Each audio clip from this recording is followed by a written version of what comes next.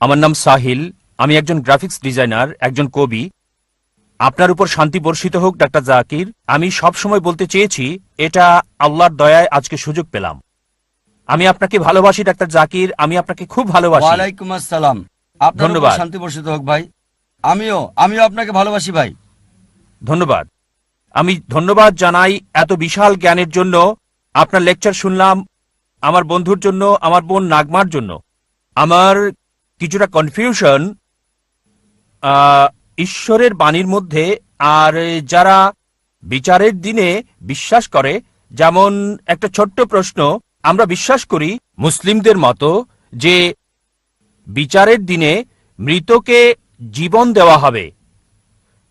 কিছু মুসলিম বিশ্বাস করেন যে কবরের জীবনের প্রথম রাতেই এটা করা হবে, মানে মৃতকে জীবিত করা হবে আর আযাব হবে, কবরে প্রশ্নোত্তর হবে।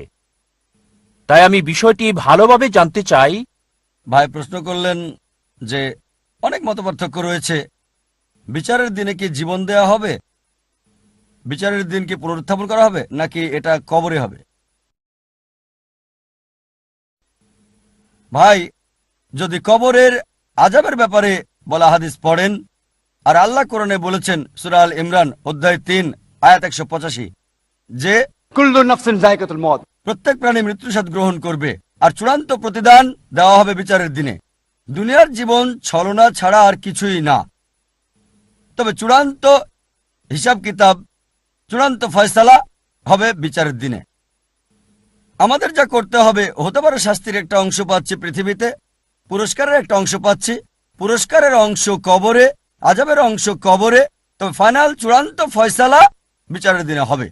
চূড়ান্ত ভালো এবং মন্দ কাজের হিসাব বিচারের দিনে করা হবে। তারপর কর্মের উপর ভিত্তি করে জান্নাত অথবা জাহান্নামে যাবেন।